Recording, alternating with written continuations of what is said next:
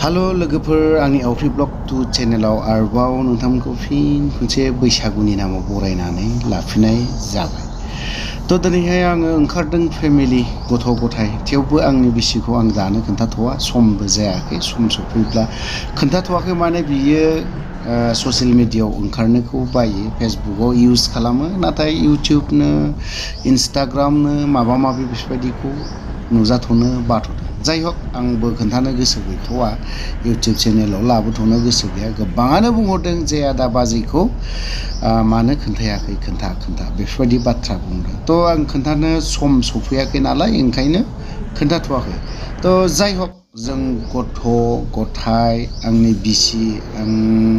आंजों लोगोसे बिसिबो दं गथ'बो दं लोगोसे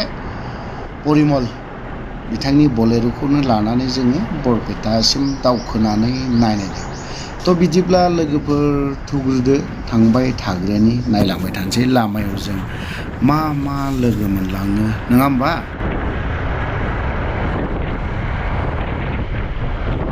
सरबक मोनफैबाय जों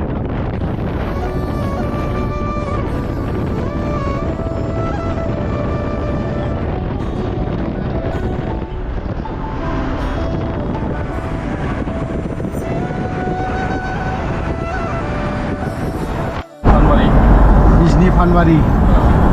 बे मोनसे लामाया जाहैबाय आखिना बिजनि फानबारि। दा जों थांखोगासिनो दङ गुवाहाटि फारसे। थ' बिदिबा चलो बे जाहैबाय भुटाननिफ्राय फैनाय दै। मा दै होनोमोन बेखौ? बिखि दै। ओजों खर'आवहाय जाहैबाय मानास ना गोजौआवथ' नोगोर दाहारखा बे दैया। नैबेजोंसो एसे माबा जाबाय गोजों खर'आव मानो होनना बुङोबा बे दैया फिसा नालाय ओंखायनो नोरैहाय एसे गिदिर गुवार जाफैबाय बेफोरबायदि जायखौ बुङो बिखि आरो बर'नि बुङो मानास रिभार। बे बिखि दैखौ जों बारखांनानै मा जायगा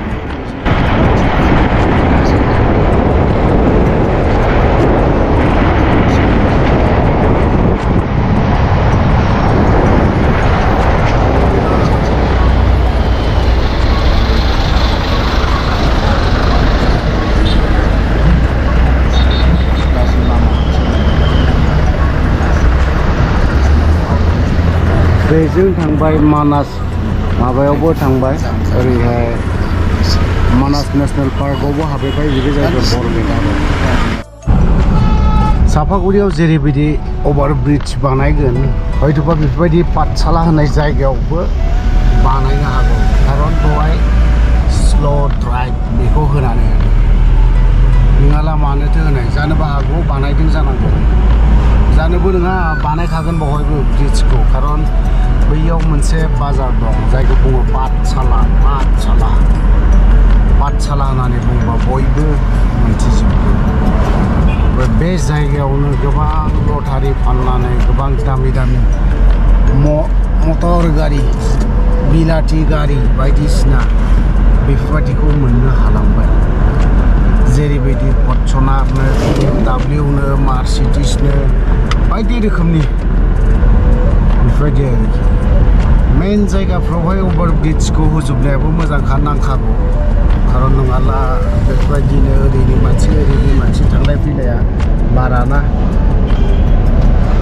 सुबुं सानखोआ बारा जानो हमबाय गासैबो सुबुं सानखोआ ओंखायनो बे जायगायावबो अभार ब्रिज नांखागौ दाल' नङा उनावब्लाबो नांखागौ खारन जों बावहाय खनसे एक्सिडेन्ट जासिगौमोन ओइजोंसो हाबलांखादों जोङो खनसे नंगौरा गुवाहाटिनिफ्राय फैबाय थानायावहाय माजे ओरैनि बारस'नायानो एसे माबा खालामो मिस्टेक खालामबानो गावसोरनो लोगोसे दङ आंजों सोर दंफायो बिथां परिमल ब्रादार फ्रम परिमल बिथाङा सब समाय जोङो बेखौ लाना फैफाबाय थानाय जायो बरमायावहाय गुबुन खामानियाव खारन बियो जोंनि जि जायगायाव थाङो बे खामानिखौ मोनथिबाय नालाय ओंखायनो बेखौ लाना फैफाबाय थानाय जायो। थ' बिदिबा चलो जों बबे जायगायाव थांगोन ओमफ्राय थांनायाव आं जि जायगायाव ओंखारहैगोन बेवहाय हानाय माने नोंथांमोननो खोन्थानोखौ नाजागोन ओमफ्राय खोन्थानोसै खोन्थानो हाथावथाव नङाब्ला खोन्थाथ'ला नांगौब्ला नेक्स्ट उइक बा नेक्स्ट मान्थफोरहालागै खनसे खोन्थानोखौ नाजागोन थ' बिदिबा चलो बे बरमा मोननायनि सिगां बावहाय मोनसे ओरैबायदि फेक्ट्रि मानि न' गिदिर लुदोंथाय जानो हागौ बावहाय गिदिर मोनसे फेक्ट्रि फैयोब्ला बावहाय लामा सेरावनो जागोन बरमा मोननायनि सिगां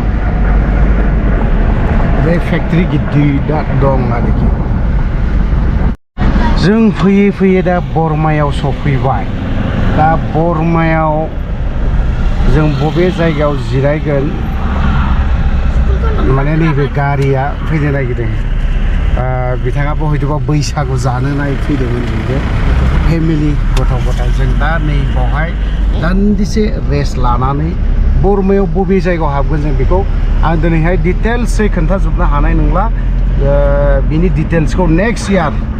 बावहायसो आङो कमप्लिट खोन्थाजोबगोन बरमायाव आं मानो फैदों मानो मादों थ' जों बरमा नैबे जाहैबाय बरमा मिशन केथलिक चार्च ओमफ्राय दा दान्दिसे थानानै आं बबे जायगायाव ओंखारनाय जायो बावहाय एक्चुअली आं दिनैहाय गुवाहाटि थांनो होनना सानदोंमोन गुवाहाटि थांनो हानाय नंला ओमफ्राय बरमायावनो आंनि खामानिया कमप्लिट जाबोजोब्बाय ओमफ्राय बरमायावनो लोगो हमनांगौखौबो लोगो हमबाय एक्चुअली आङो दहाय लास्टआव मोनसे खोथा बुंदोंमोन 1.5 बोसोरनि उनाव बा बोसोरनैनि उनावसो खोन्थागोन होननानै बुंदोंमोन दा एक्चुअली आं दिनै खोन्थाथ'नोबो हानाय नंला बोसोरसेनि उनावसो आङो बे जिनिसखौ खोन्थासिगोन दहायो आं माखासे एसे उसुबिदानि थाखाय कयेकथा बुस्थुखौ बुङाखैमोन ओमफ्राय दा बुंनायबो नङा नाथाय दा आङो बरमानिफ्राय रिटार्न जाफिनबाय आरोखि दा थांफिनगोन आं चापागुरि चिरां डिस्ट्रिक्ट दा मा उन्दुनो ओंखारदोंना ओंखाराखै नोंलाय ओंखारासै बांद्राय दा उन्दुलै दाख्लै जागोन मुगासिम उन्दुना फैखाबायना मुगासिम माने जों गारि सालायबाय जि टाइमाव फैदोंना जा उन्दुनो ओंखारनाय बे टाइमाव उन्दुफ्लांनाय मोनबा जुलुमानो जागौमोन थ' लोगोफोर आं भिडिअखौ आंनि ब्लगखौ बावहायनो फोजोबनाय जाबाय आरो बावहायनो दोनथ'बाय बरमाखौ आं बे दान्दिसेनि थाखाय बाय बाय आरो टाटा होनानै फैनाय जाबाय